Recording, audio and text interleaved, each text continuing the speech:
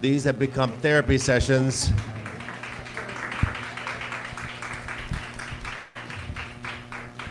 These have truly become therapy sessions for me personally, but I hope also for many of you that attend them.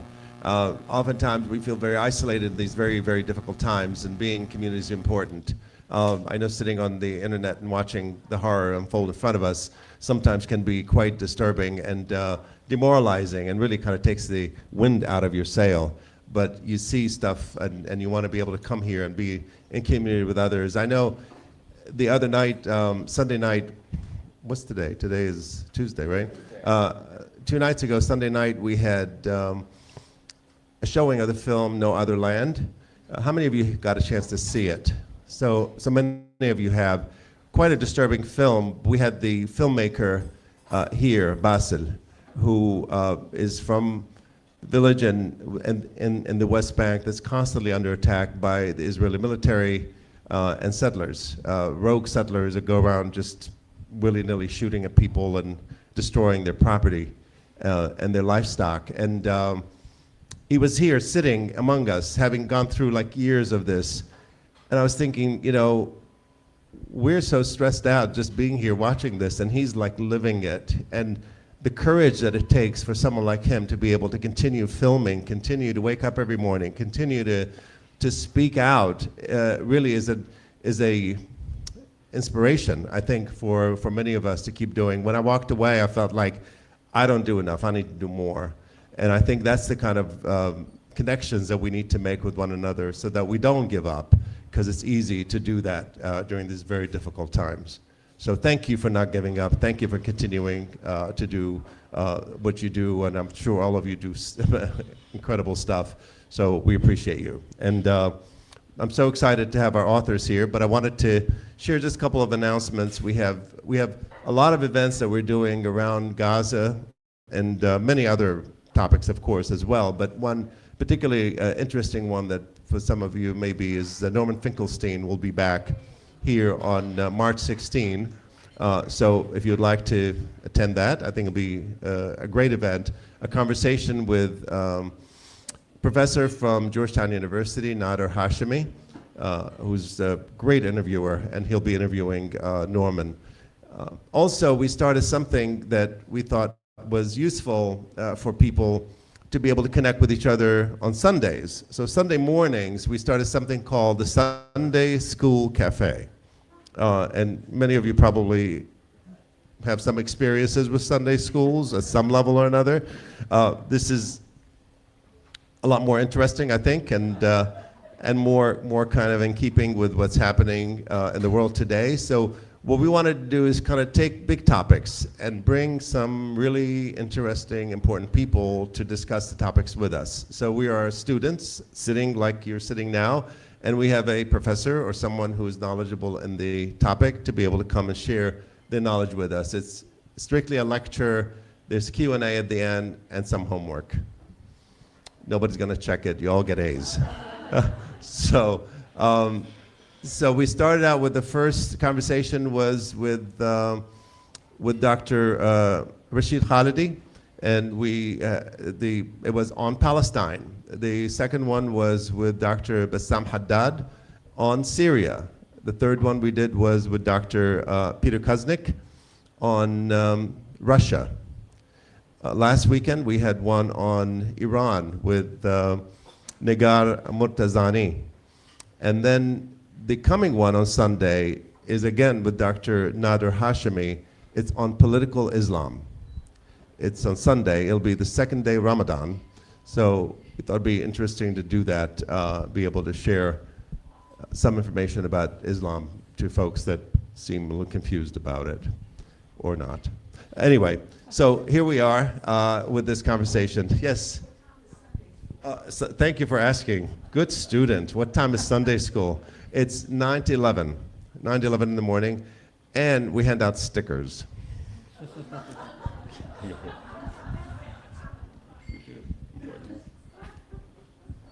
kidding. The extra selling point. You get points. I think that tipped it for Omar. You get The stickers. showing up. Yeah, exactly. Exactly. Everybody gets a sticker. If you show up, you get a sticker.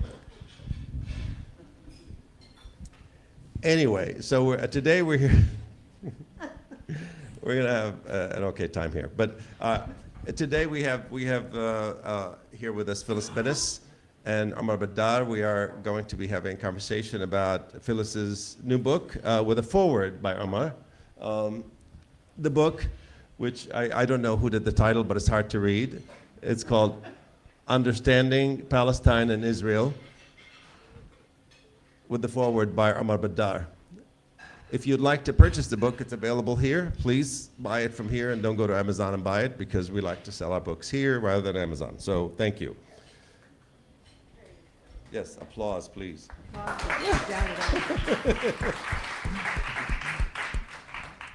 So let me introduce them to you first, and then we can have the conversation. I know a lot of you know these folks very well, but just briefly. Phyllis Bennis is a fellow at the Institute for Policy Studies. She co-directs the new Internationalism Project. She serves as an international advisor for Jewish Voice for Peace. She has traveled to Palestine and speaks regularly on many news and YouTube outlets and writes extensively on Israel-Palestine conflict. She was also shortlisted as the UN Rapporteur on human rights in the Occupied Territories, a position that's held by Francesca Albanese right now. And she does a marvelous job too, but I hope Phyllis gets there next. And Omar Baddar is he's a political analyst, human rights advocate based here in Washington, D.C. He's former executive director of Arab American Anti-Discrimination Committee of Massachusetts and a former director of the Palestine Cultural Center for Peace in Boston, Massachusetts as well. He has appeared on several media outlets, writes extensively on the topic of Israel and Palestine. Welcome, both of you. It's nice to have you.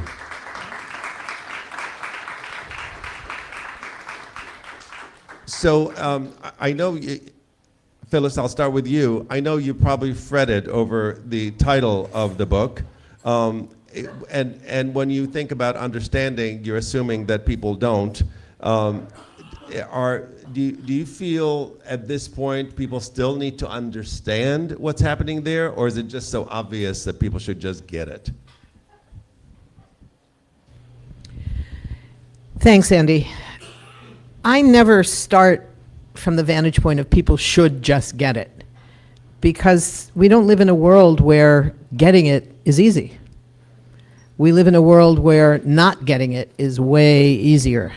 And that goes for the media, that goes for education, that goes starting in kindergarten and right up through university, where assumptions about other parts of the world, and it's not only around Palestine, Israel, but that's certainly one of the most overt examples of this kind of misinformation that we get growing up in this country. You know, I remember when I was in high school, I was in a international relations class. And it was supposed to be an honors class. It was supposed to be the quote, smart kids. And at the beginning of the class, the teacher said, you all need to start thinking about what country you want to write about, because you're going to have to write a big report at the end of the semester, and you can write about whatever country you want, but only one person is going to do each country. And everybody's waving their hands, I want to do Israel, I want to do Israel. And probably, I don't know, maybe a quarter or fewer of the kids in the class were Jewish. It wasn't about that. It was every kid in the class, black kids, white kids, knew more about Israel than any other country, because we had learned about it from kindergarten. I didn't get to do Israel. I was very disappointed. But, you know... What country did you do? I really don't remember. It seems to me it might have been Cameroon, but I'm not quite sure. I don't think I did I don't think I did a very good report thinking about it. But you know, what we're talking about, I think, for me, looking at the need for this book and the urgency of it, because I've done books before, we've talked about them here, these primers that are sort of done as FAQs, and they're kind of, you know, guidebooks to different political issues. But we were in a different moment because of the genocide in Gaza. And there were two aspects that, for me, were really the important components that led me to think, okay, I really have to do a new book about this. One was about the question of when you start the clock. because what we were hearing over and over again was history started on October 7th, 2023. And look what happened.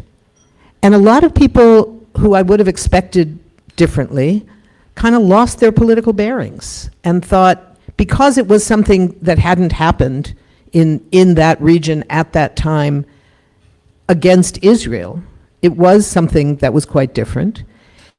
But the notion that it had no history, that it didn't come out of what had happened 17 years earlier when Israel imposed a full blockade on the Gaza Strip and decided how many calories would be allowed into the Strip each day so that people would be hungry but they wouldn't starve. They actually calculated it down to the calories. When that began, and so of course there was also not sufficient water, all those things. Or maybe from 55 years earlier when Israel occupied the Gaza Strip. And you had, as a result, a population of refugees who had been driven out of their homes 75 years before. In 1948, 80% of the population of Gaza were refugees from what is now southern Israel. And the notion that what happened on October 7th somehow had nothing to do with any of that was not surprising to me, but it was shocking. It was shocking to see it. And so that was a big part of it. And then the question was, well, who is this book for? I mean, who are you writing for? And I think I had kind of two groupings in mind. One was the people who had, within weeks, days in many cases, come out into the streets as the attacks on Gaza took shape, as it moved towards becoming a clear genocide. People came out into the streets who had never really paid attention to Israel and Palestine before, who weren't that committed at all, who didn't define themselves as internationalists, didn't define themselves as activists necessarily, but they were human beings who were seeing this. For the first time, a genocide was taking place on our screens in front of us. That had never happened before. And people responded in this extraordinary human way, demanding a ceasefire.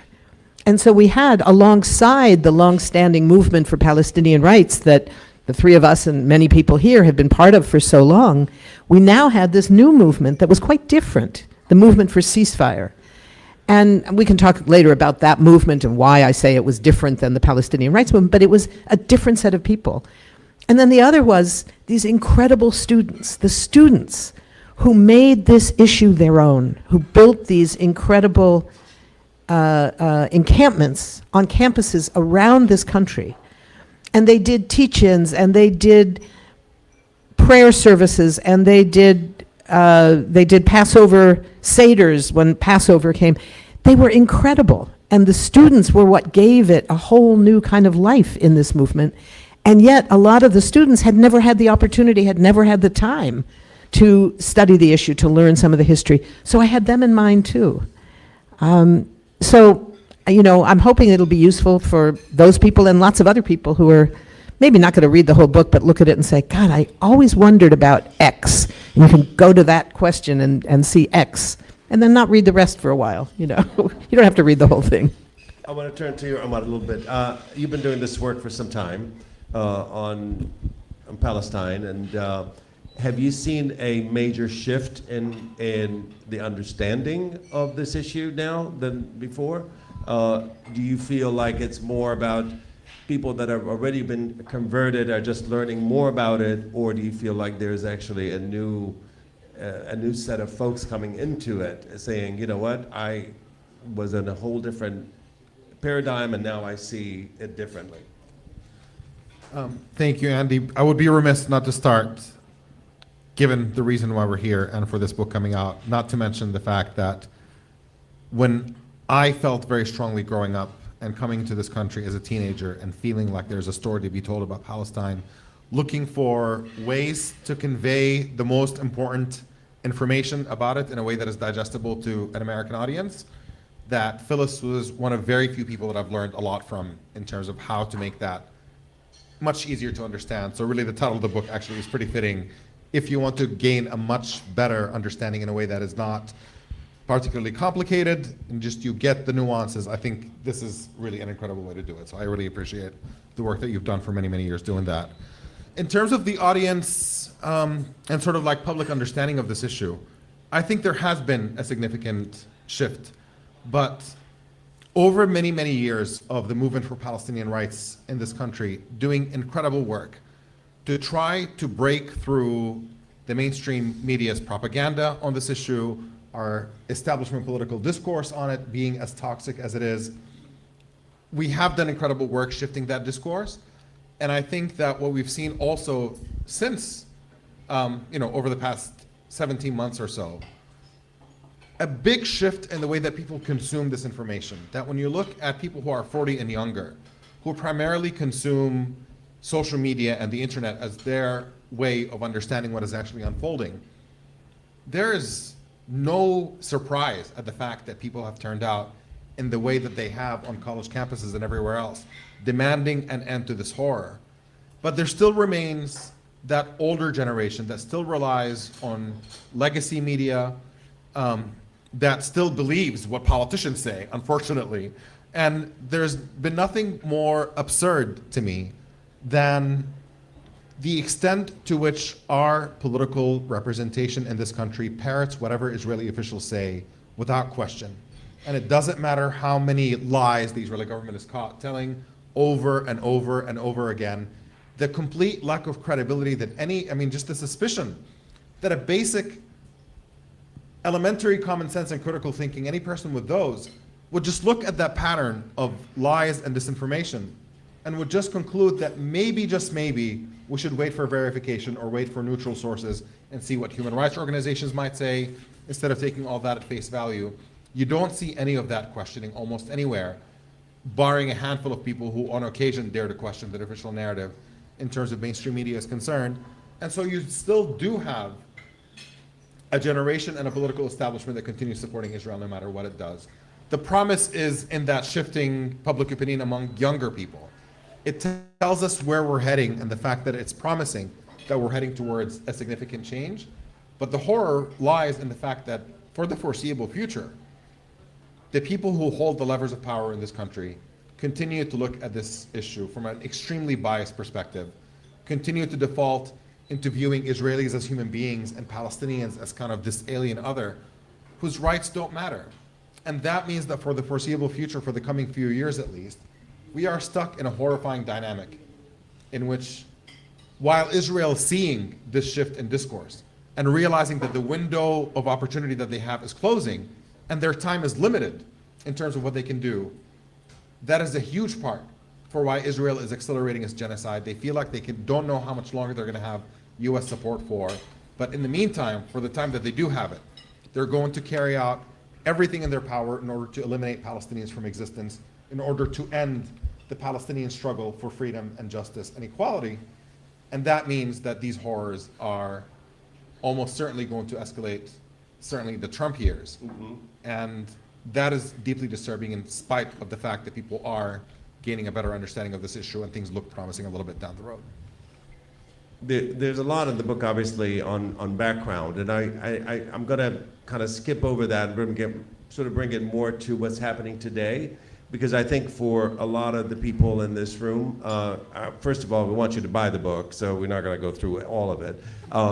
But we want to also be able to talk about, where are we today, and what can we do other than understanding the Palestinian and Israeli conflict? Really, what can we do as a community? What is missing that is still needs to be targeted or focused on in order for, like you said, does it have to get worse before it's going to get better? And this is really to both of you. You want to start, Phyllis? Is it a matter of just more learning that needs to happen, or is it a matter of there is something structurally problematic here and learning isn't going to change that? Yes. That's the starting point. Yes, a lot more learning is necessary. Why the hell do you write this book? I don't know. But I think, one of the challenges with, somebody asked me this morning, are you really excited about launching the book tonight? And I said, yeah. And I realized I didn't feel as excited as I wished I did on some level, because if this book is successful at reaching people who maybe for the first time in the last 16 months has taken seriously the need to understand what's going on in that part of the world and the role of our government, our tax dollars, our name in making that happen, it's going to be that's kind of the initial part, but that's right now, and the conditions on the ground aren't going to change right now. This is medium term and long term when we're talking about the education. It's also true that there are structural challenges here that make sort of generalized protest not enough. We saw in these 16 months some of the most creative protests, national, local, statewide, global, all kinds of protests, occupying offices in Congress, the Jewish Voice for Peace taking over the Grand Central Station, rabbis occupying the Security Council chamber at the UN, Muslims praying outside of the Capitol. Everybody was out there. You know, one day it was this group, one day it was the next group, the next day it was everybody together. And one of the things that was extraordinary was seeing how this movement that we both spoke of, really, the movement for ceasefire, which is not made up primarily of people who have been working on Palestinian rights forever, and you know, it's people who are coming to it for the first time. They managed to do two things that the Palestinian rights movement was never very good at. One was message discipline. Our movement is not a very disciplined movement. People talk about all kinds of things all the time, and sometimes they contradict each other, and people get in trouble for it. It's like, it's a messy movement. This movement, not so much. This movement was really disciplined. The demand was ceasefire now. And if you ask people, it means a permanent ceasefire. And within a few months, that definition had itself expanded. So that now a ceasefire meant not only actually stop dropping bombs, stop the drone attacks, stop the tank attacks. That's number one. Number two is we need massive amounts of humanitarian aid to be allowed in, unlimited amounts. Truckload after truckload, hundreds and hundreds every day. Medical care, health, water, food, all those things. That was part of what a ceasefire means. And then third, and finally, and most important, it also meant stop sending weapons. So the demand stayed the same. The demand was ceasefire. But what people understood that to mean became far broader. And I thought that was an extraordinary thing to see. I hadn't seen that before in movements that could simultaneously, at a kind of spontaneous level, people were picking this up from all kinds of places, keep to the discipline level. You know, we were not talking mostly about settler colonialism and ending imperialism or even ending apartheid. Most of the time, this was about a ceasefire because genocide is different.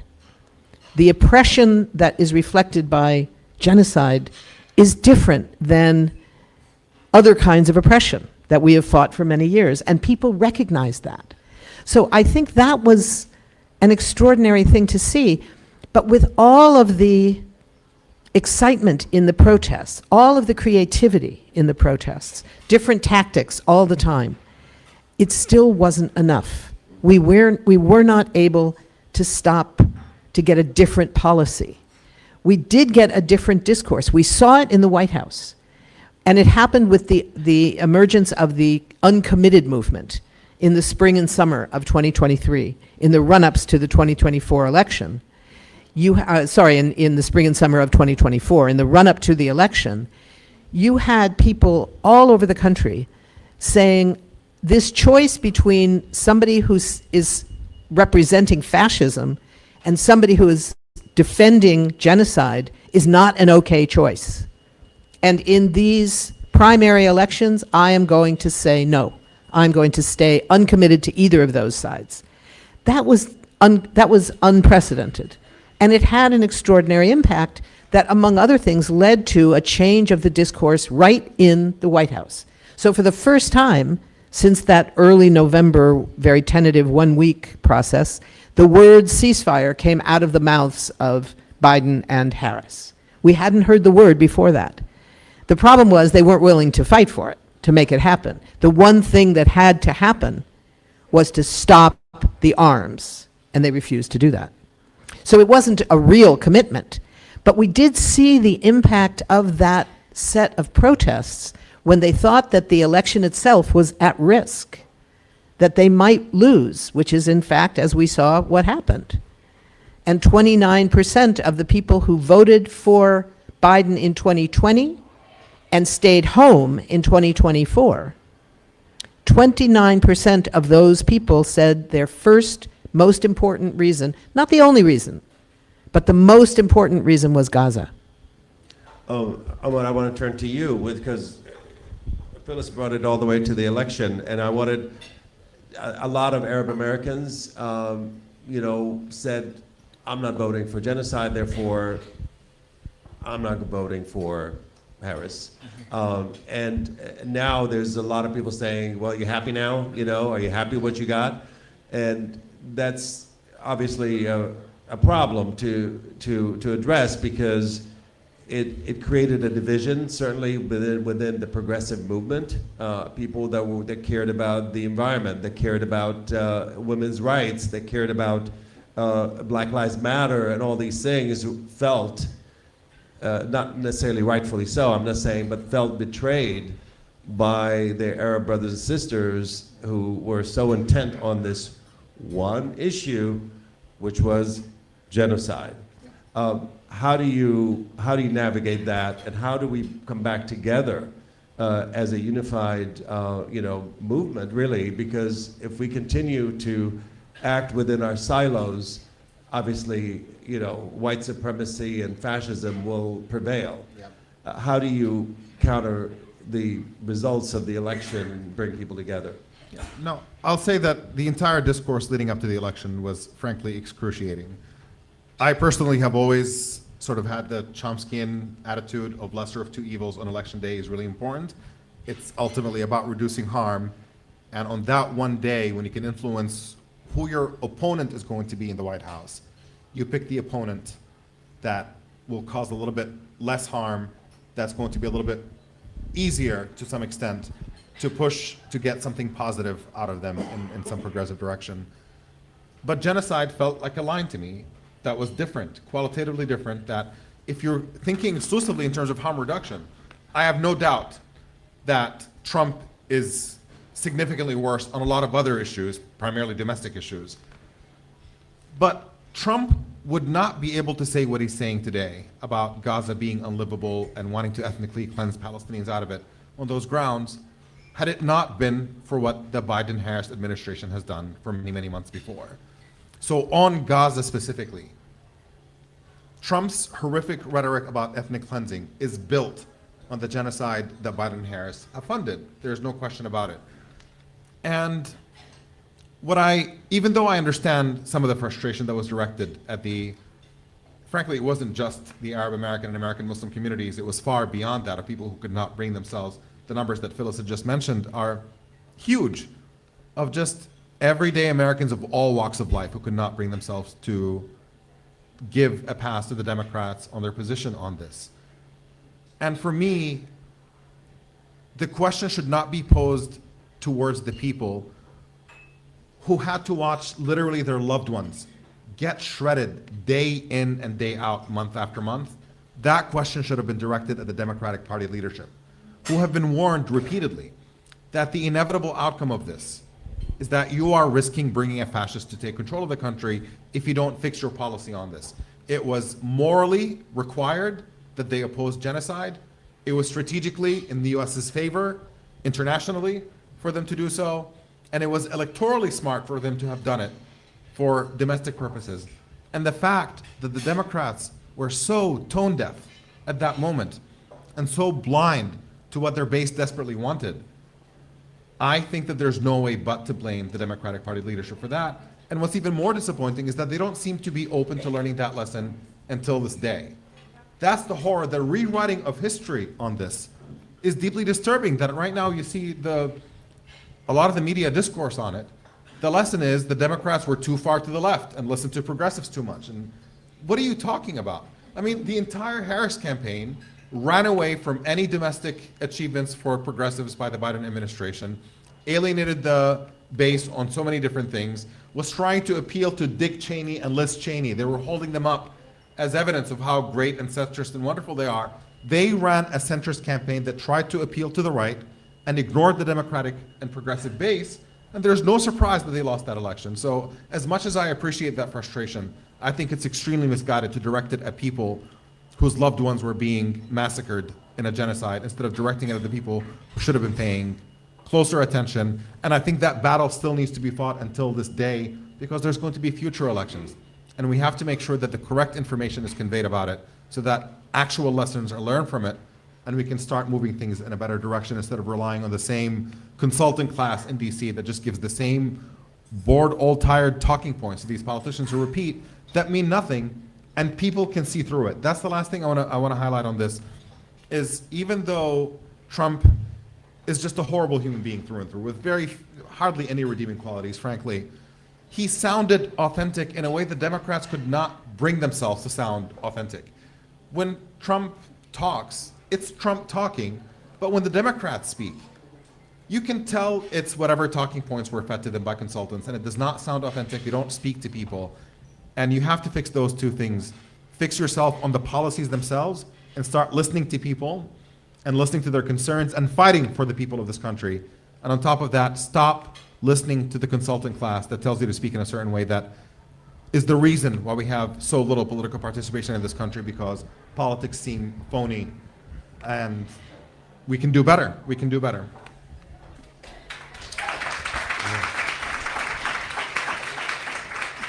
I want to go to October 7th a little bit here and ask you, Phyllis. This was a moment that I think quite paradigm-shifting moment, certainly. How do you think history will look at this moment, let's say, 5 years from now, 10 years from now? What is your thoughts about the impact of what October 7th did and the aftermath of that? You know, what I said earlier about how we understand history starts with when you start the clock, I think is really true. I also think it's true about where your history takes place. So I think what people in this country are going to hear in 5 years is probably not different enough from what we are hearing right now. In much, not all, but much of the rest of the world, I think there is already a very different understanding. The events of October 7th were horrific at a human level for a whole bunch of different people. Some of it was absolute violation of international law.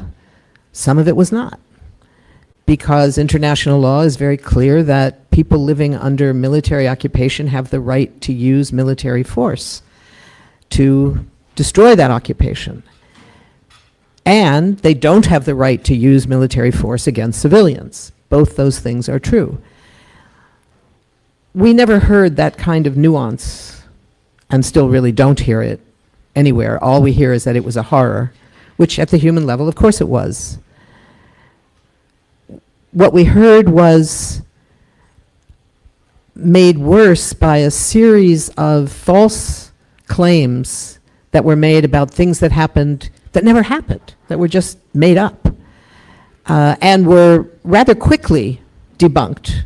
It didn't take very long.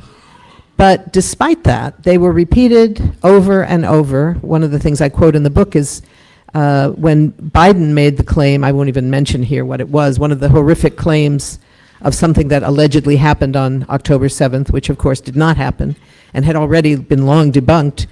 And his staff told him, don't say that, it's not true. And he went out and said it anyway. And later when they were asked, why did he say that? Didn't he know it wasn't true? And they said, well, he said it because he wanted to emphasize how terrible the events of October 7th were. So it was like, well, if they were that terrible, why did he have to state false claims? You know, and it's because that was part of And those claims continue to be repeated They by continue members to of be- Congress. yes. I mean, I watch Medea Yes. Benjamin walk around, they repeat the exact same talking words. Yes. You Yes. know, as the words that Right. you mentioned. Right. This is this is the post-fact era, as we're being told. And one aspect of that is that when false statements, false claims are debunked, it doesn't matter. As long as it's in somewhere, it's in a book, it's in the newspaper, it's in the internet somewhere. You can point to it and say, oh, well, that happened. It's in the internet. I read it online. It's like, oh, and you believe everything you believe online? It's like, apparently you do.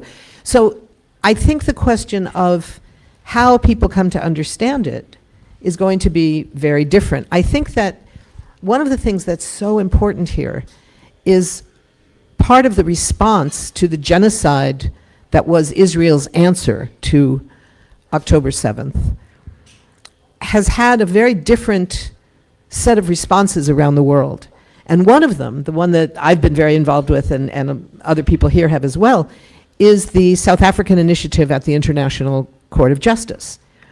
And even before you get to the details of what that case is all about, the fact that the government of South Africa took up the challenge that had never been challenged before to say that the institutions that grew out of the post-World War II era that were designed not just as victor's justice, but at the end of the day, these were institutions, whether we're talking about the UN, particularly the Security Council, whether we're talking about later the International Criminal Court, which is not officially part of the same thing, but reflects the same ethos, the International Court of Justice.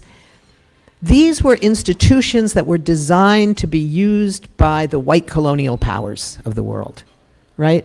And here you had an African country that had had its own struggles for generations against apartheid. Now the Rainbow Nation is the one that takes it up and says, we don't think so. We think that we have as much right as every other country in this world to use the institutions that have been created in the name of the world to say this is not okay, and to say we're not only going to use it in some abstract way, we're going to use it to bring to justice the closest ally of the most powerful country that has ever existed in this world. The wealthiest, the most militaristic, and the most able to use its military with the greatest amount of force. And we're going to do that, and we're going to not only survive, we're going to emerge as heroes in the world. That's one of the extraordinary things. On the day that the South African team in The Hague went to make their argument, there were people around the world who were getting up. We got up here at 4 o'clock in the morning. How many people here got up at 4 in the morning to watch the hearings? Few, okay, a few. But there were people everywhere who did that, who got up, and there were texts flying back and forth around the world. I got a text from a friend of mine in South Africa who was watching it at the same time saying, I have never been so proud to be a South African, and I've never been so proud to be a human being. It was an amazing moment. And that wasn't because we all thought this was going to result instantly in an end to the genocide and Netanyahu goes to jail and everybody lives happily ever after. Nobody was that filled with illusion. But the notion that there could be a challenge that could say, yes, Israel does not have the right to be immune from accountability, that impunity can end, and that people, civil society, social movements can play a role in this. That was one of the amazing things about the South African team, the degree that they worked with Palestinian civil society, with South African civil society, with civil society from other places as well. That was what was so extraordinary about this. So most people around the world, when you say October 7th, 5 years from now, they're going to say, oh yeah, isn't that when that case in the International Court of Justice proved that people can do stuff that the US and Israel can't stop? That's going to be the difference. Here in this country, maybe not, but in the rest of the world, yeah. I actually had a very vivid dream a couple months ago with Netanyahu in handcuffs. It was really a really cool, and I woke up really believing it happened. It was that vivid, but you know, maybe it did happen. I don't know. But In the future, hopefully. exactly, I want to stick with that. the keffiyeh that I'm wearing is actually a South African keffiyeh that was made in a village near Hebron. So it was given to me by a Lebanese friend, actually, who got it from somewhere. Anyway. The South African colors. Yeah, exactly. So yes, the impact of South Africa is spreading far and wide. Yeah, I want to turn back to you, Omar, about some of the proposals that are being put forward. With you said, you know, about Trump speaks his mind. He certainly does, and sometimes his mind is pretty weird. And so he's speaking of ethnic cleansing. I think he may have even said the words, almost to that level, where moving all Palestinians in Gaza out, turning Palestine or Gaza into a Riviera, and you know, and they're not going to come back because they're going to have such a great life wherever they are. Can you speak to that? What do you think? What is, first of all, what is the pulse of people in Gaza at this point, if you have any insight on that? And where do you think that idea, how far do you think that idea is actually going to be brought about? It's funny, the level of arrogance and bluster that Trump displayed in making those comments. He, in addition to saying ethnically cleanse Gaza, he said, we're going to own it and no one is going to question it. Those were the actual words that came out of his mouth when he was talking about it. I mean, just the level of detachment from reality that you can have to say no one is going to question it. It's just, it's really difficult to put into words, the absurdity of it.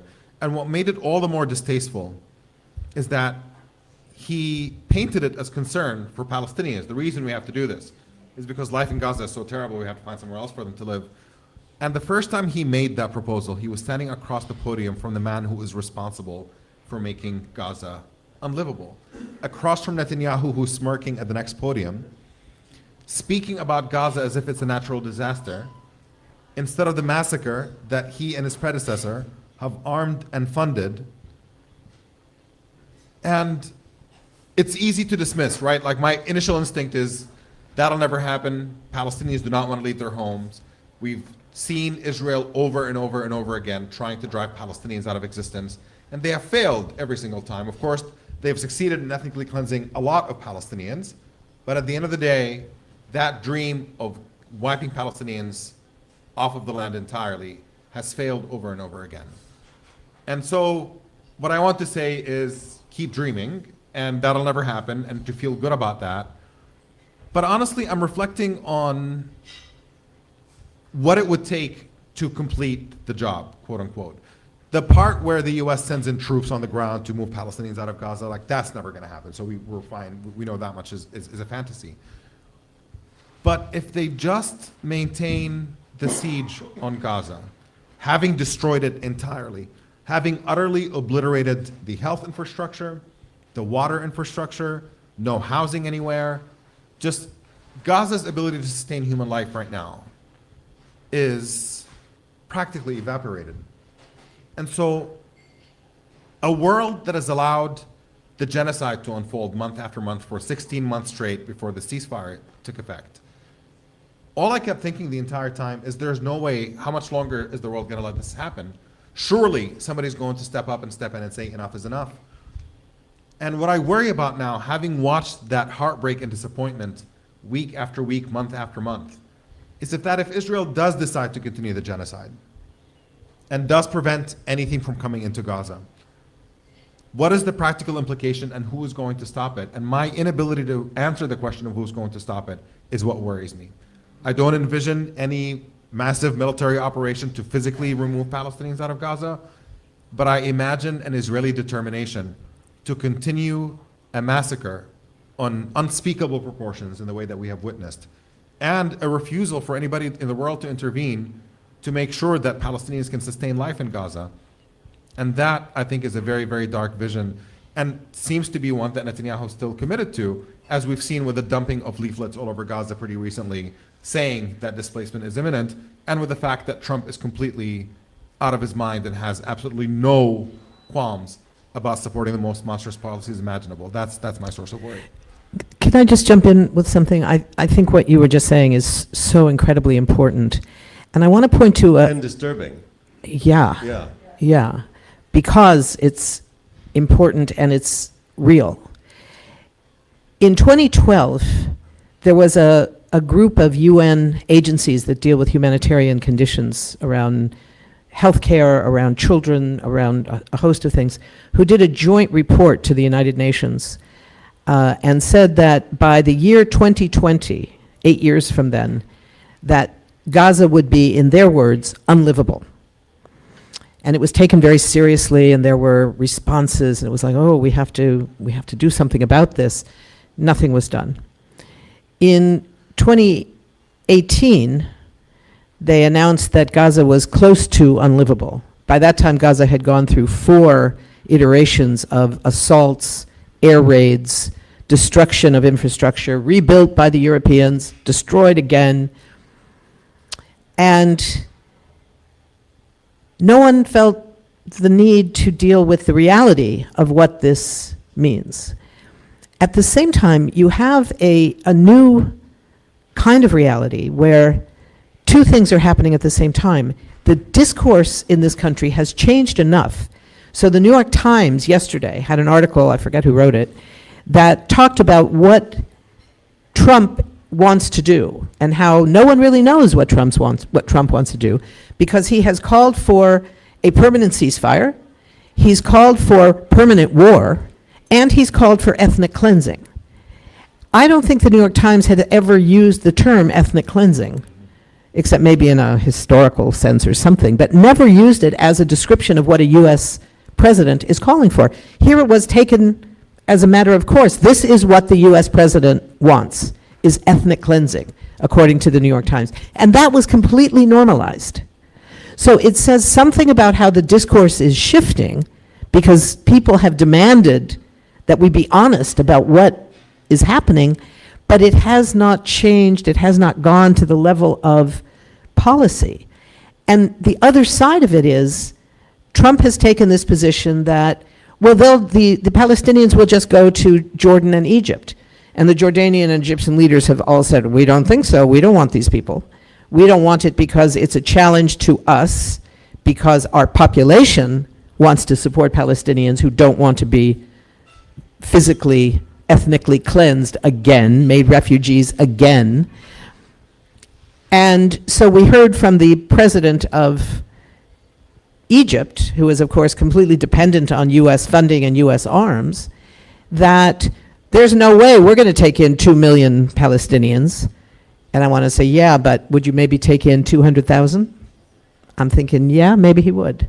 And maybe the king of Jordan, who also has a lot to worry about in terms of his own support from the United States. And he has a bit more support than the president of Egypt, but not that much. Both of them have to worry about instability in their own countries. And is he now going to say, well, we're not going to take 2 million people, but a couple 100,000 more? Yeah, maybe. I don't think we can assume that that will not happen. If they are offered enough money, enough new arms, and our country is very good at giving money and arms, despite the attacks on USAID. They're not attacking the Pentagon that way. The way they're attacking the Pentagon has nothing to do with it. So I think that we have to be very clear-eyed as we look at this. When you say, Omar, we know this is not going to happen, I tend to think you're right. I'm not sure I'd bet the store if I had a store. I'm not sure I'd bet the store on that. But I think you're probably right. But I don't think we can assume that this position that, well, the Arab governments are never going to allow this. Yeah, they might, because they don't care about the Palestinians. They care about the danger they could be overthrown, but that's a different question. So I think we're in for a very, very challenging way of dealing with this horror that we're seeing still playing out. I was just reading today, I just got I wanted to get the numbers right on this new $8.5 billion worth of weapons that the administration has just asked for, that has just approved. Senator Sanders, of course, is asking for a joint resolution of disapproval. The last time we tried that, we got 19 votes, which sounds like not very much, but it was actually 40% of all the Democrats in the Senate voted for that. That was unprecedented, but it wasn't enough to stop it. And here, they want to spend $6.7 billion worth of buying new bombs, including 2,800 of those 500-pound bombs that are so effective in areas like Gaza, Hellfire missiles, artillery shells. This is now today. This is not what they were doing 6 months ago when the genocide was at its height. This is what they're trying to get now. And these are not the ones that they're looking for to go after Iran. Those will come later. These are for Gaza and maybe Lebanon, but mostly Gaza. So that's what we're looking at today. As we look at what the changes have been in the discourse, the changes in public understanding have been huge, and they have not been enough. So we need new tactics, we need new creativity, and we're still working to make that happen. And the handful of voices that are still on television, certainly on cable TV, are getting fired as we speak. So that they're losing that we're losing that end of it.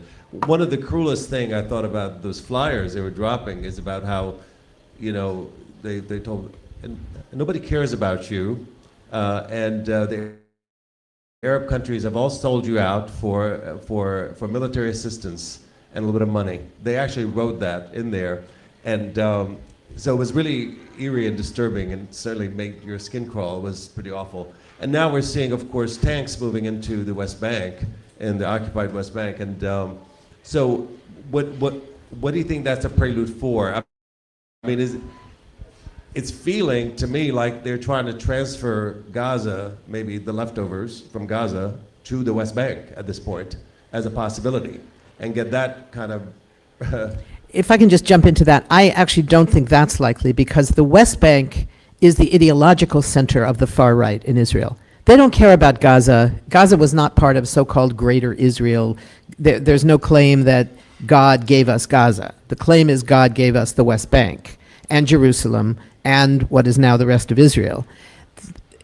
So Gaza is a bother, and the Gazans are in the way of making it a Riviera, in the way of making it beach real estate. I think Israeli politicians have talked about cutting off Gaza and throwing it into the sea, wishing Yes, they could. That's wishing they could, exactly. It's not the same as the West Bank, where the key is, how do we control the land? Getting what we're seeing right now in the West Bank, a major escalation that's been underway, particularly since the ceasefire went into effect on January 19th. With 200,000 maybe going to Egypt, 200,000 maybe into that still leaves 1.5 million people. Right.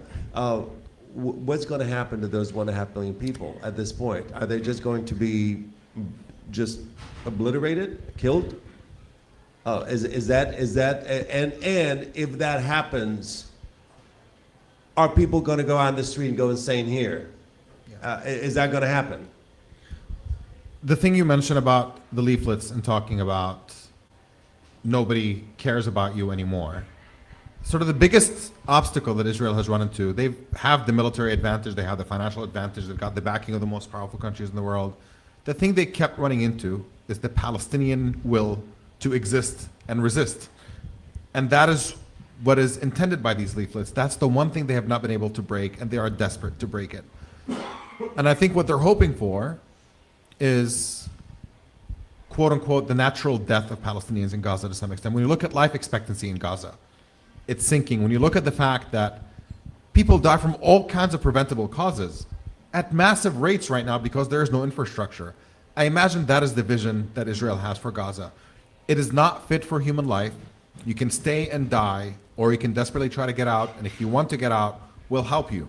They use this disgusting term of voluntary migration, or whatever it is. And offering money for it. Yeah. How much? I don't know how much, but they're offering to pay for anyone who wants to leave and can get a visa. The Israeli government will pay, they'll buy plane fares, they'll do all that. They want people out.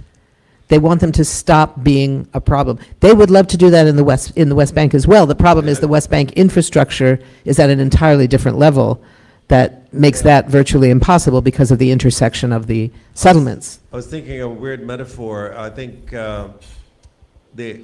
the airline that flipped upside down is offering everybody $30,000. You know, and it's like the world turned upside down, and so the world of Palestinians turned upside down. Are they going to offer them $30,000 each or whatever? So I'm trying to figure out what would that look like. Like what would, you know, I mean, I put myself in the shoe of a Palestinian. If somebody said, "Would you like me to kill your family, or would you like to get out?"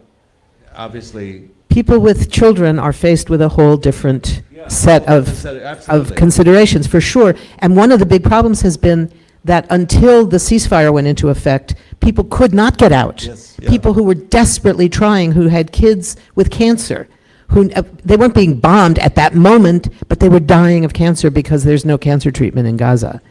And they had they to pay couldn't get out. thousands of dollars to get out. Right, but they couldn't Yeah. get out, most of them, through the Egyptian crossing because the Israelis had taken it over in May. So since May, nobody was able to get out until this last period in January.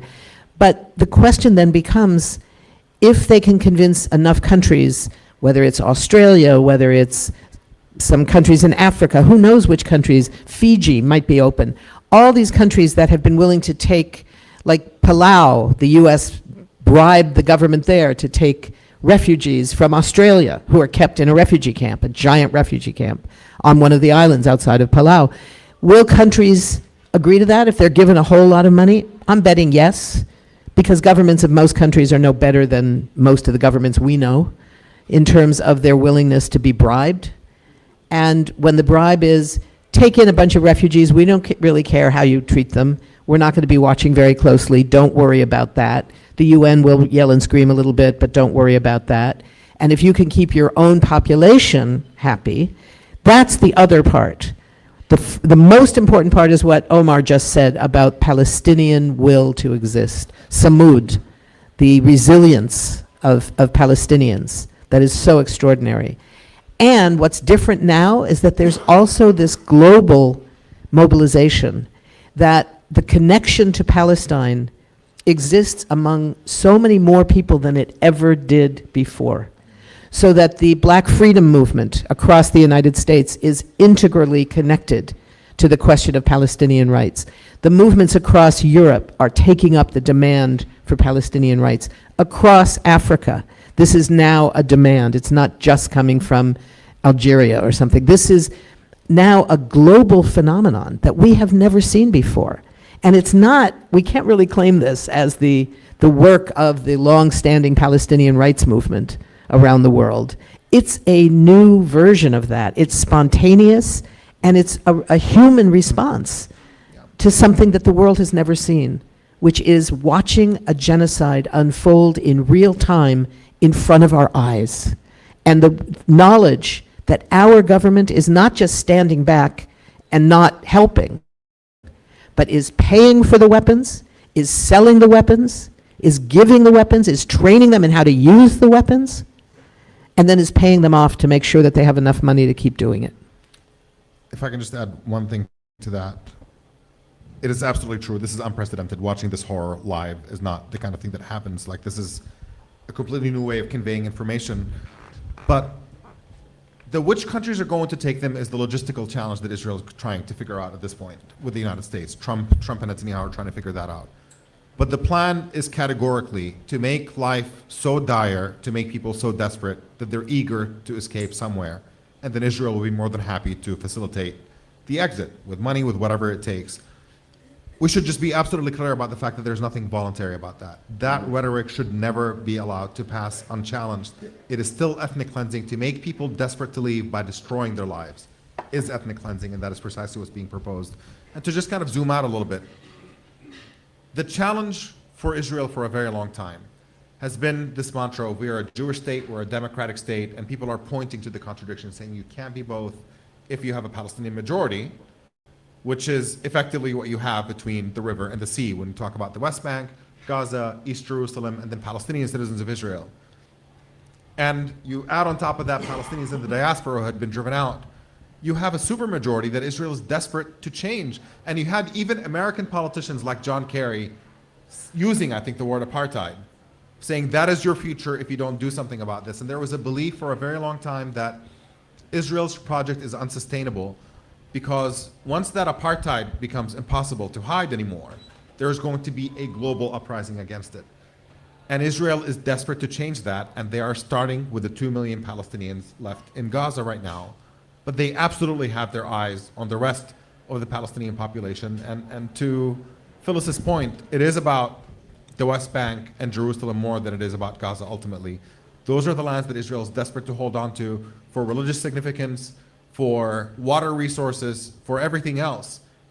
And what we are witnessing right now is a modern 21st century effort to destroy an entire people and an entire society. And this is a test for the world of whether the values that we preach and the institutions that we've built, whether they mean anything or not. And whether we're going to stand here and watch an entire people and nation and society be destroyed, or whether we're going to do something about it. And we should note that one of the aspects of the International Court of Justice case that South Africa brought is important for precisely this reason, because genocide requires two things. I think people know this. One is that you need a specific intent to destroy all or part of a specific group, in this case, Palestinians. In the other, you need at least one of 5 separate acts of violence, killing people, injuring people. One of those 5 is creating the conditions that make life impossible. You don't have to kill anybody. You can kill them all, that's genocide, but you don't have to kill even one. If you make the conditions of life so bad that people are forced to leave, and thus the group is destroyed, even if no one is killed. That's the part of the genocide that they are proudly asserting that they are doing. And it's the part that most people don't know about because people think of it in the context of mass killing. Genocide means mass killing. It doesn't necessarily. It can. We've seen that in other genocides. It did in Rwanda, it did in the Holocaust. But it doesn't have to. That's not the requirement. So this question of challenging genocide in all of its ways becomes so crucial to how the world does or chooses not to respond. Well, I mean, it's all become an issue of semantics. Nobody in the Congress really wants to, I mean, very, very, very few want to say the word genocide, and they think by not saying the word genocide, they're actually able to sort of skirt the issue of international law or war crimes or anything like, well, war crimes are different, but anyway, that's what they're looking for. But I wanted to go back to something you said earlier, and then we're going to open it up for some questions from the audience.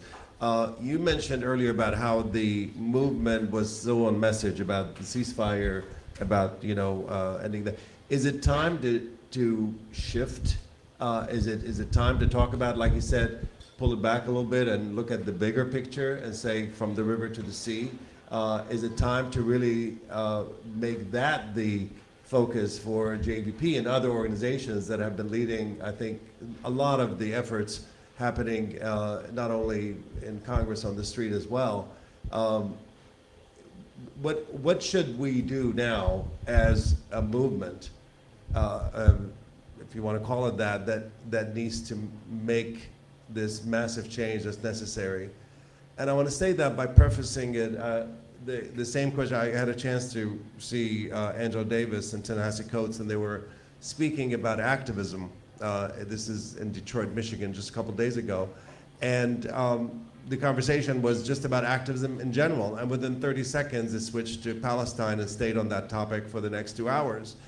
And one of the and there were 1,000 students of different colors in the audience, very, very engaged, applause every 2 minutes, you know. But anyway, one of the questions was about you know, we're frustrated, we don't know, we keep trying. She said, you know, she kind of put it in perspective. She's 81 years old now, and she's been through so much. And she said, you know, you have to remember that you're here because somebody fought for you that didn't know you, didn't know what's going to happen. So sometimes we do these things, not because we want results tomorrow, and not because, you know, we can get results tomorrow, but this is just toward a a more just world. So having prefaced it with that, I just want to know what is your impression of what needs to happen at this point in the maybe immediate term and long term? My view on this is a little conservative, not in the like right left sense, but like reserved. I think that there is a lot to talk about in terms of Zionism and from the river to the sea and a million other things. But for me, living in this country, I feel like we should focus on the lowest common denominator, where you can get the widest agreement on a very basic principle that we should all be behind, which is not another dime, not another gun, not another bomb to this genocidal government, period.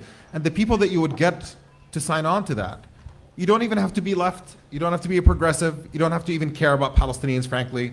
There are right-wing libertarians who don't care about Palestine, just care about American money helps Americans, you don't send it abroad.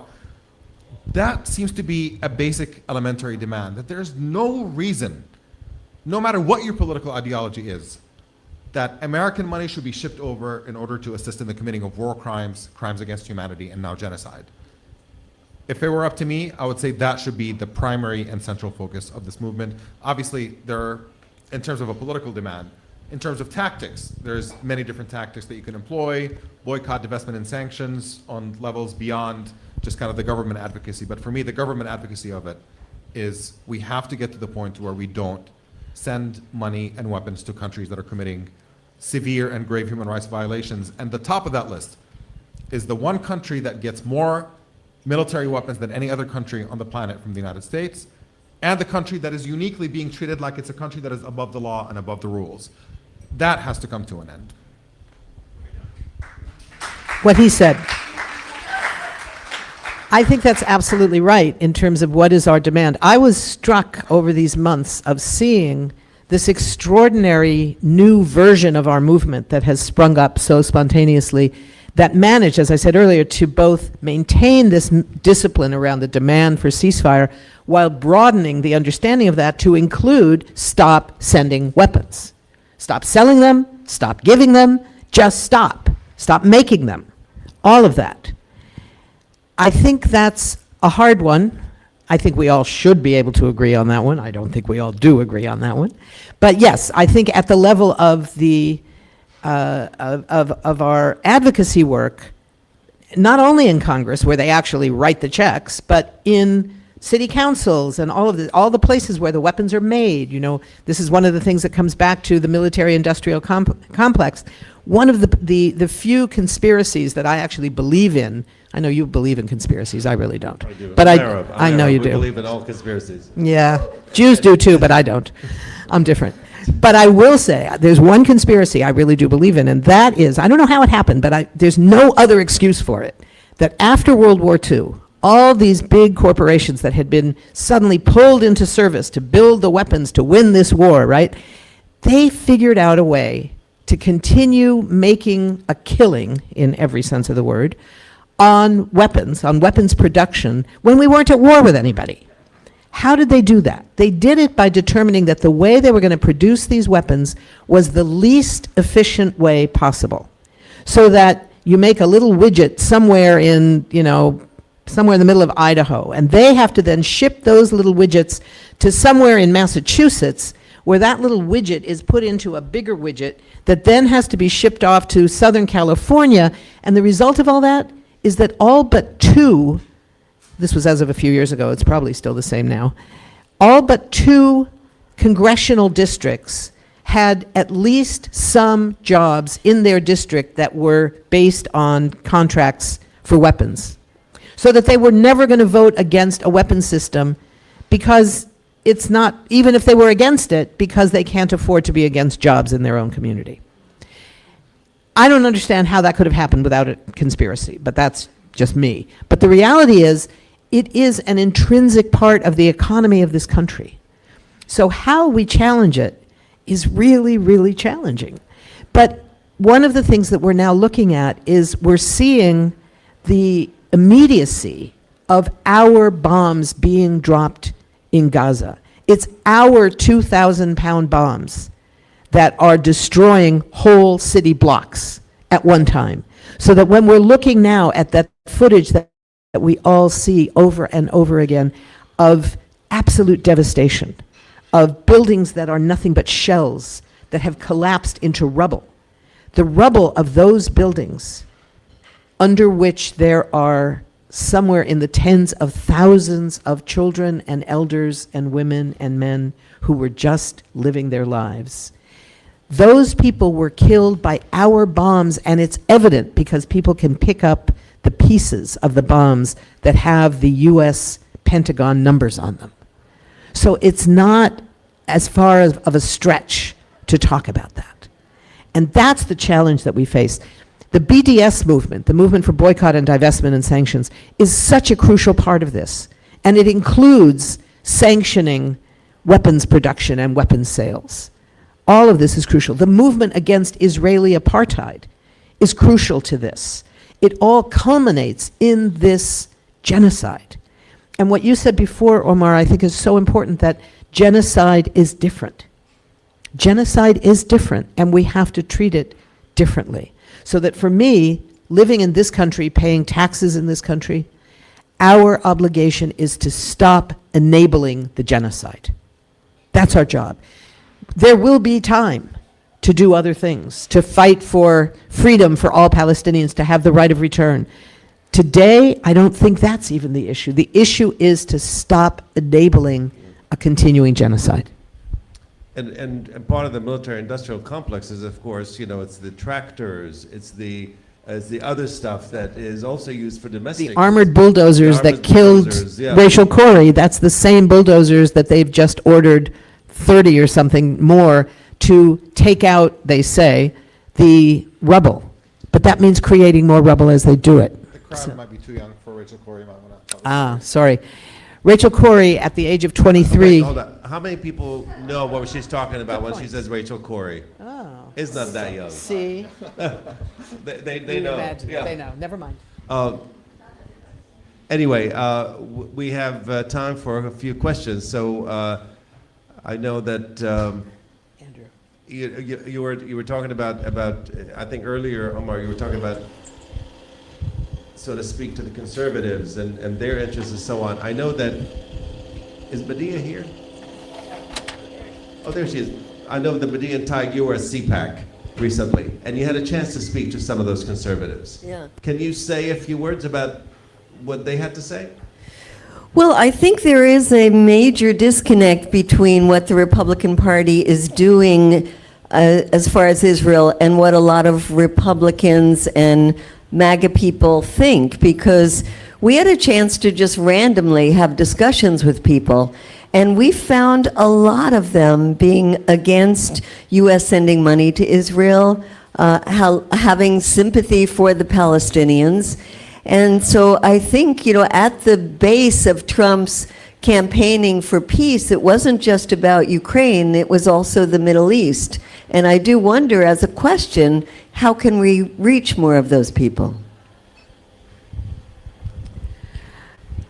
I think it's a good effort. I have questions about, I've always known people who were against Israel because they're anti-Semites in the real sense, not the weaponized version that we hear from the various definitions, but people who really, yeah. So I think that's a strand of MAGA thought. I don't think it's everybody. I don't think it's the majority necessarily. But I do think that it's a factor, but I'm not sure right now that we can, that's our starting point in a sense, I guess. Because I don't think that we yet have mobilized, we haven't organized people who are progressive, who are centrists, who are not the conservatives, who are not right-wing libertarians necessarily, who might believe that also. I think that there are moments for that we can grab those opportunities to have exactly the kind of conversation that you guys are talking about. But in terms of what is it going to take at the short term to stop this U.S. enabling of genocide, I think it's going to have to be initially some move in Congress. And how we move Congress, we don't know at this point, because what we've seen is that the Democratic Party is not prepared to take up this issue. The Republicans mostly are not. And those on the right wing that are not the ones who have influence on Congress mostly. So I don't know what the answer is, but I think that we have a lot of work to do to reach people we still think are more or less on our side, but we haven't engaged them sufficiently to have the impact that we need. That's still the challenge. If I can add something small to this too. Look, there's a big split between public opinion and policy on many, many different issues. The majority of Americans want action on climate change. Our politicians are dragging their feet and slow to challenge the big oil, basically, to do something about it. The same with Medicare for all, the same with so many things in which public opinion is decidedly on one side, and the political establishment is on the other side of it. So the public education bit of this is really, really important. And I think I'm of the opinion that let 1,000 flowers bloom just everywhere that you can do public education, every space that we can possibly be in, letting people know the truth about what's going on is a place that we should be at and should be speaking. But then there's also the question of where you can have that political leverage ultimately to get a change in policy. And I agree with the point that if we're talking about moving Congress, when you think of Bernie Sanders, when you think of Rashida Tlaib and Ilhan Omar and sort of the squad, and we're just a little bit closer on the progressive end. And so I see a reason to be focused on the progressive end of the spectrum in terms of the political advocacy bit, without ever dismissing the idea that we should be speaking to everyone everywhere, because this is a cause of fundamental decency and humanity that people of all walks of life should be able to get. Do you have, is there an effort to get like 535 copies of this book in Congress? We haven't figured out a plan to do that. If there was somebody who wanted to donate the Well, cost of it People to can help with that. If each yeah. person maybe Buy an buys extra copy. 2 or 3 books, we can all go together and distribute them and leave them at each congressman's Yeah. office and senators. yeah, I think we do know that members of Congress tend to not read very much. So Well, it's They're not staffers. It's not Yeah. them. It's But their, to their it's staff. it's To their staff, staffers. exactly. They're Yeah. staffers, and it's Yeah. the thing I like about this book is not like you have to sit and read it in one sitting. It's questions, right? So if they ever wonder, like, who is Hamas? You know, they can actually, be able to. it's really designed for that, to be able to look So I up think- questions. I think and it's a yeah. perfect book for staffers. That's a good idea. So we should do it. That's a good idea. Yep. 535, and you should make it a thing. Half price? The publisher would give them to us for half price, I'm sure. If you give So it'd be them half $10 price- a piece, so. Listen, I will buy them personally and distribute them, okay? I will buy them right here, San Jose State. I will buy them and we'll get, I can't personally go take them to 535 people, but I'm sure we can get enough people to help with that. Right, Medea? We get people to help. We're committing you. Yeah, exactly. That's great. All right, we got that. Yes. Yeah, we need to do this, okay? So we'll do this right after. I'm sorry? The staffers. Absolutely. Absolutely, absolutely. And I'll even wear a suit that day. Yeah. You should come. I think you guys are authors, so you should be part of it. All right, we have Andrew. Do you want to say something, please? And then we'll go to the back. Thank you for this book, Phyllis, very much. Hold it closer. Can you hear me now? Thank you so much for this book. I know how close you were to Edward Said and how much he influenced you and worked with you, and I know he, would have, been very pleased that you were doing this. And I wanted to ask you, how much does he, or do you think he does? How much does? Can you hear me? You're sounding a little bit garbled. If you can hold the microphone. I'll hold it like this. I'm sorry. I don't usually use microphones to speak. But I wanted to ask you the extent to which, and in what way, has the writings of Edward Said helped shape your thought? You mentioned this earlier on, how the discourse has changed, and I was thinking, his book, The Question of Palestine, which was published in 1978. I'm putting together a collection of his works now. I'm trying to figure out what works of his to publish. And he describes the Palestinians as the victims of the victims. Well, the victims, the people who are carrying this out are not victims, they're perpetrators. So the way, what framework allows us to better understand this? And what did you, it was a challenge to write, I'm sure, It's a big question. I guess there's two things I would say in terms of the first part of your question, which was Edward's influence on me. One was after reading his seminal work, Orientalism, which I struggled through for a whole summer. It took me a whole summer to read it. It's a really difficult book to read.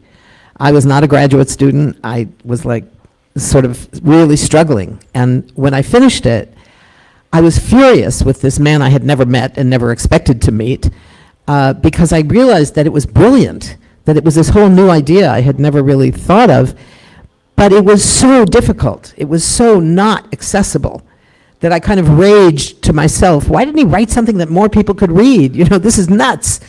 And about a year later, he published The Question of Palestine and Covering Islam. The two were the sort of popular versions. I mean, given Edward, they weren't exactly popular, but I mean, in the sense of easy, but they were at least understandable. So that was one part, for me, it was the first time I ever really thought about the need to reach people, not only in the context of academic literature. So that was one part of it. The other part really was not about his writing as much as it was about his understanding of organizing. In the last year or 2 years of his life, he worked really closely with us as we were creating what's now called the U.S. Campaign for Palestinian Rights. It had a different name earlier. And it was really Edward who challenged us in a way that was very different at that moment to say the focus needs to be on the U.S., on the U.S. government, not this running around protesting at the Israeli embassy all the time, which is what most of us were doing at the time. He said, the Israelis don't care what you people think, whoever you are. They care about what the U.S. allows them to do and pays them to do and arms them to do. You need to keep the focus on the U.S. And now that seems obvious for all of us. But at the time, this was in the around in the late 90s, I guess, that we were having these discussions. And then the campaign was created in 2001.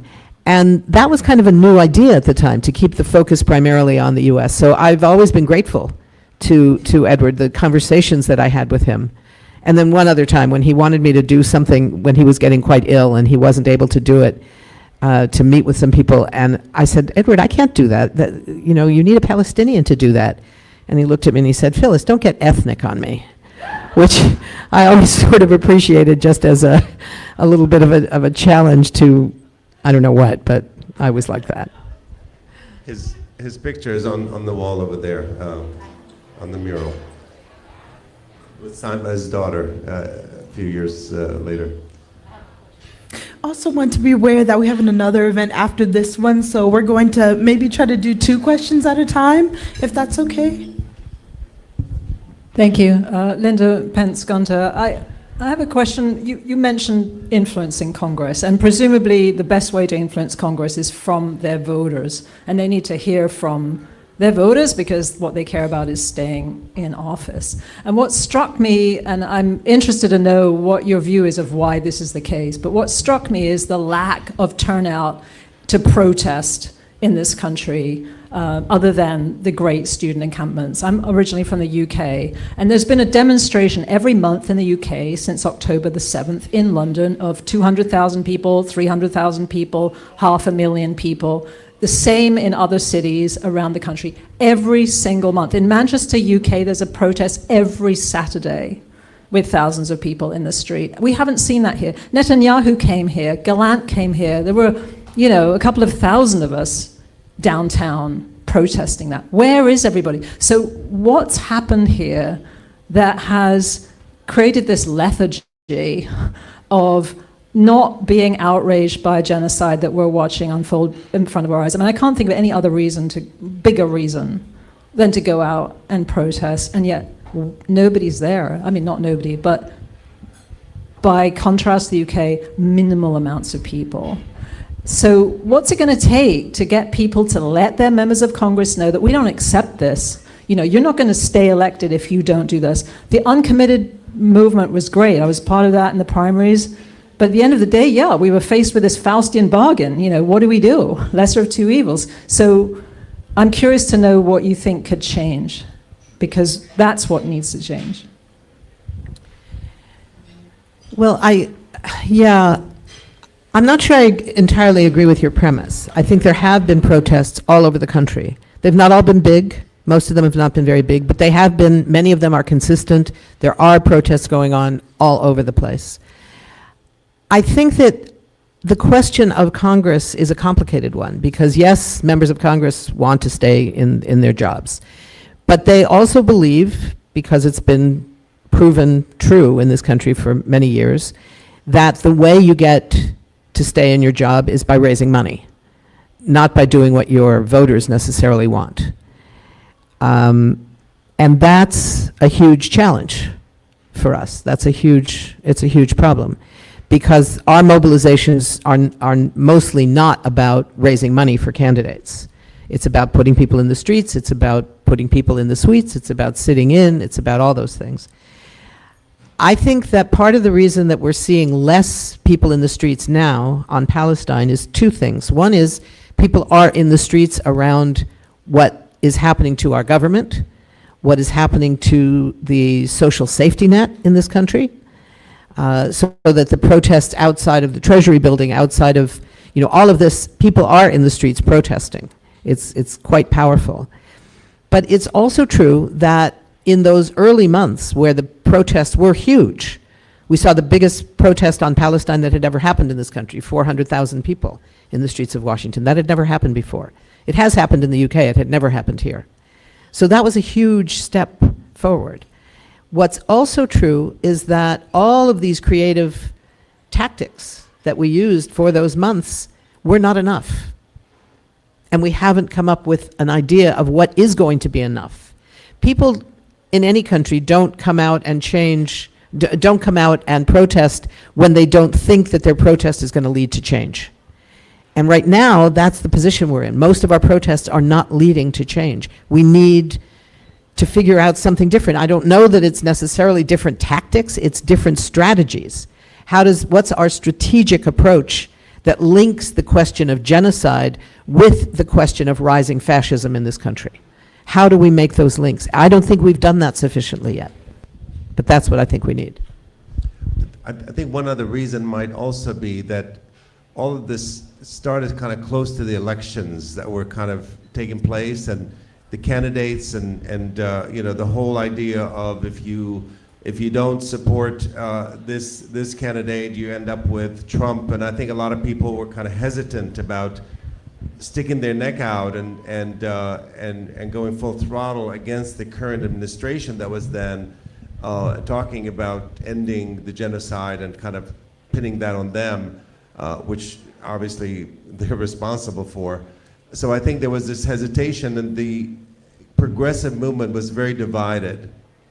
There were some people that thought maybe we should be a little quiet, let this pass through and let it get the election done, etc. And other people were feeling maybe a little differently, because at the beginning there were a lot of people out on the street, and I think it just, once the election started to take shape, the narrative started to sort of control the type of demonstrations going on, who was showing up at those demonstrations.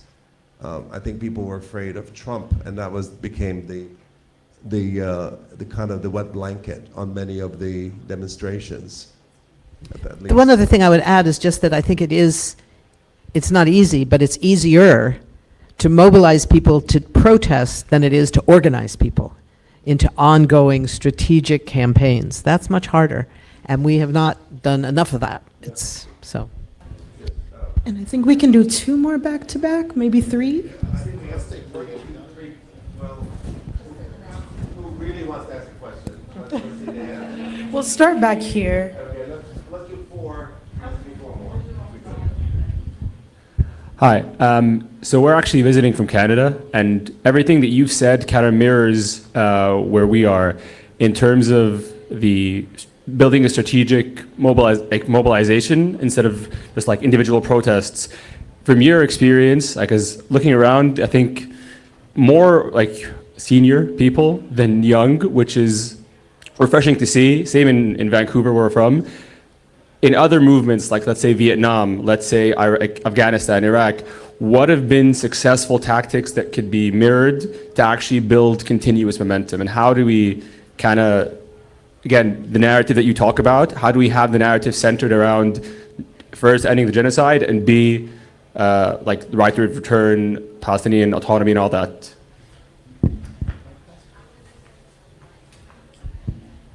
And then we had someone near the front, I think. All right. I just want to make an announcement that I've been lobbying with Doctors Against Genocide, speaking of an ongoing campaign. They go every month for about a year. And we're developing relationships with staff members and deepening them, and they're very powerful and very effective. And come on March 12th, we can distribute the books. If you want to show up on March 12th is the next one. So I want to highly encourage that. And I'm also organizing psychologists and maybe some other groups to join them. I did see someone right here who caught my attention first. Hi, I have a couple of questions. The first one is, I wasn't here from the get-go, so excuse me if I missed something. You stated that we are enabling a genocide, and I personally would disagree and say we are part of the genocide. And I'm curious as to why you believe we're enabling a genocide instead of this is our genocide. And then the second question is regarding strategic mobilization. And if our goal is to mobilize to create momentum as opposed to just being active, could there be an organization that's set up where we're actually targeting AIPAC because they are influencing and buying our members of Congress? And could part of that be an organization that actually helps fundraise as well as promote new members of Congress on a lower level, governmental level, to try to push them through and to help them rise in the ranks?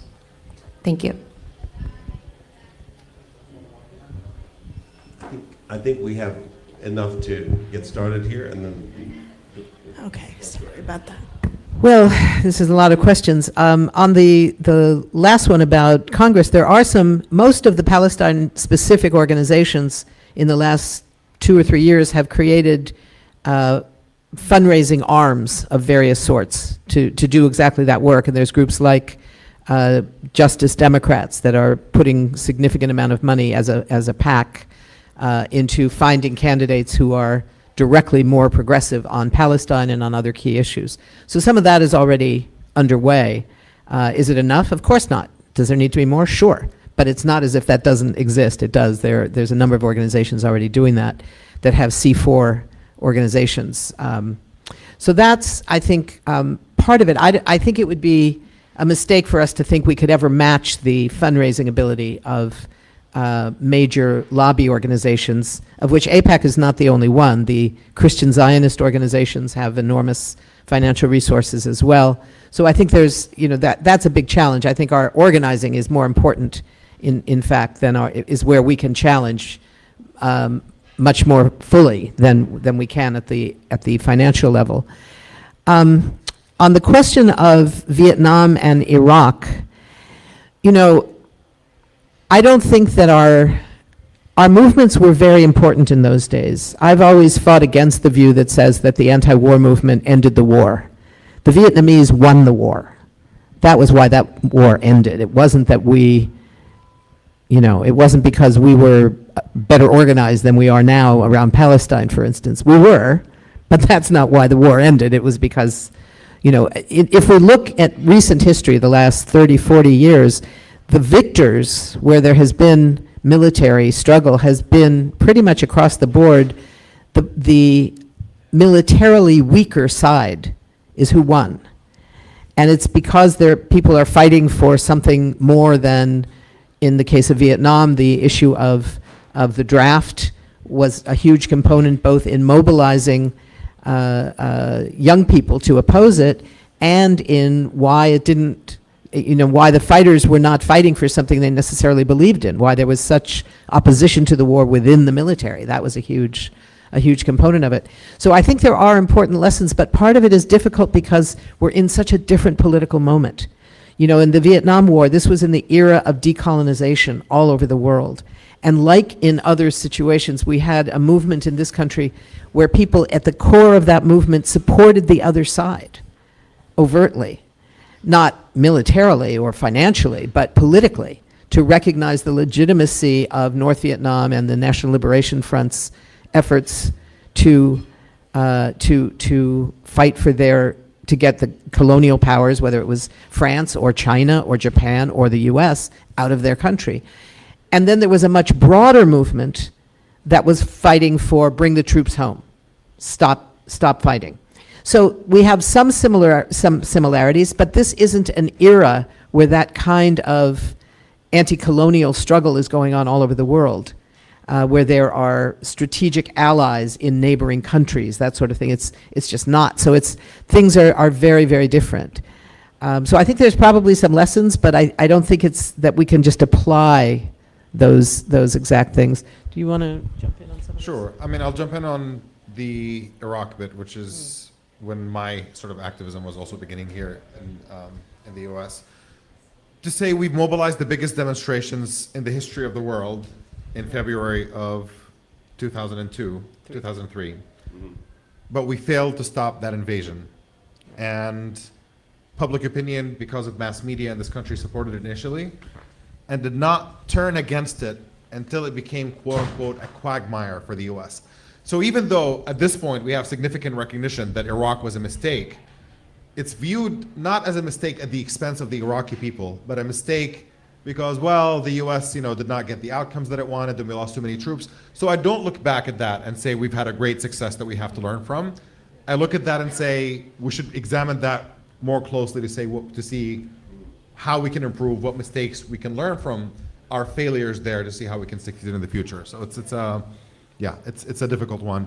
But let me just say one thing on that one before you go to the next, which is that I think one of the lessons that I think was most visible around the Iraq protests was that what we thought at the time was a failure was not a failure. We did fail to stop that invasion, but we achieved other things that we could not have known at the time, including stopping or preventing a war against Iran, which almost happened in 2007, and a number of other things like that were the direct result of that global mobilization in February of 2003. So we also need to rethink how we assess our own work, Yeah, sometimes victories are not decisive in the big outcome that you see immediately, but in the way that you shift the conversation that could prevent further harm. The other part, of course, is to the military-industrial complex. It was a huge success.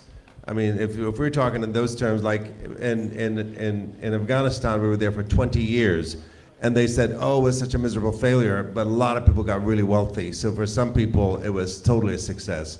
So sometimes we kind of count failures from our perspective, where it seems like a very different outcome on the other side. I want to ask sort of one last kind of comment and say, if the bombs start falling tomorrow on Gaza, do you think there will be, what needs to happen on the streets, what needs to happen in Congress, what needs to happen, what should people be focused on if that occurs, or is it just going to be, oh well, we thought it was going to happen anyway, and kind of move on? About a week ago, there was a full-page ad in the New York Times signed off by 350 rabbis and another 50 or so kind of well-known Jews of various sorts. Who knew that Joaquin Phoenix was Jewish? I never knew that. It was kind of amazing. And it was a very simple thing. It said, I forget what it was one sentence describing what Trump says he wants, that he wants ethnic cleansing. and that he wants to remove all Palestinians from Gaza. And then it says, Jews say no to ethnic cleansing. Just that. And these hundreds of names of rabbis. That was astonishing. Nothing like that has ever happened before. Now, did it stop anything by itself? Of course not. No one thing ever does.